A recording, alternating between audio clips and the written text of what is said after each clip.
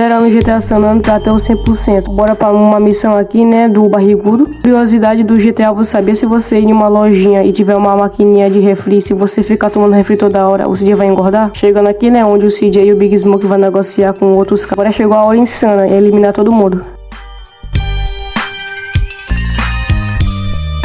Agora chegou a parte insana, que nós vamos fugir de moto com o Big Smoke. Agora nós vamos ter que matar esses caras que ficam perseguindo nós em uma moto. Será que a mira desse jogo tá ruim? Aí não tô acertando o cara parado. Explodiu o carro do cara e vambora. Agora você sabe por que essa missão é insana. Olha esse caminhão vindo. Olha essa cena épica.